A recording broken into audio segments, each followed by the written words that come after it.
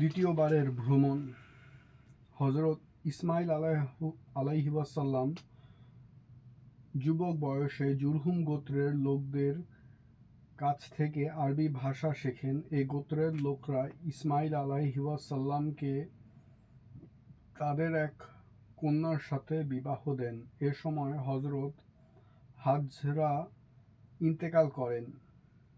এদিকে ইব্রাহিম আলাইহিওয়াসাল্লাম তার স্ত্রী, পুত্র হাজরা ও ইসমাঈলকে দেখতে মক্কায় আসেন, কিন্তু হযরত ইসমাঈল আলাইহিওয়াসাল্লামের সাথে তার দেখা হয় না।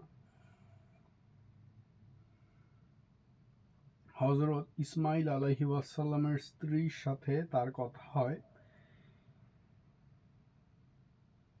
সেই স্ত্রী ইব্রাহিম আলাইহিওয়াসাল্লামকে অভাব অনটনের কথা বলেন। তাই ইব্রাহিম আলাইহিওয়াসাল্লাম তার পুত্রবধূকে বলে দেন যে ইসমাঈল আলাইহিওয়াসাল্লাম আসলে যেন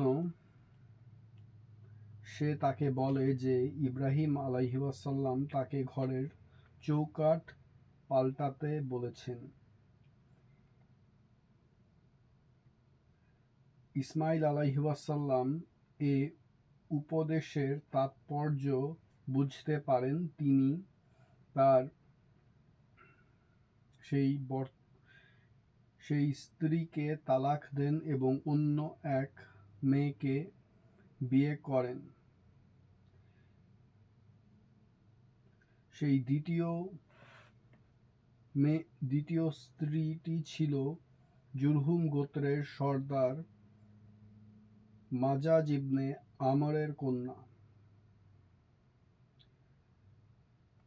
ইব্রাহিম আলাইহিওয়াসাল্লামের তৃতীয় ভ্রমণ মক্কায়।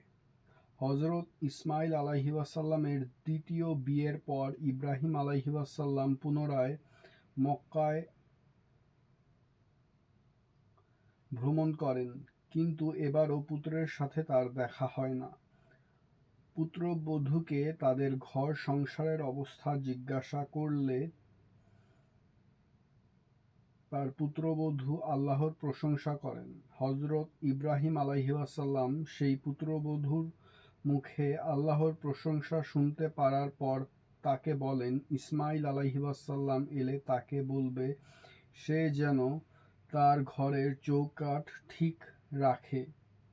এরপর ইব্রাহিম আলাইহিওয়াসাল্লাম ফিলিস্তিনে ফিরে যায়। চতুর্থবার যখন ইব্রাহিম আলাইহিওয়াসাল্লাম মক্কায় আসেন, তখন তার ইসমাঈল আলাইহিওয়াসাল্লামের সাথে দেখা হয়। সে সময় ইসমাঈল আলাইহিওয়াসাল্লাম জমজমের কাছে বসে তীর তৈরি করছিলেন। দেখামাত্র পিতা পুত্র আবেগে একে অন্যকে জড়িয়ে ধরেন। দীর্ঘকাল পর কোমল হৃদয় পিতা ও অনুগত পুত্রের সাক্ষাৎ হয়। এ সময় পিতা পুত্র মিলে কাবা ঘর নির্মাণ করেন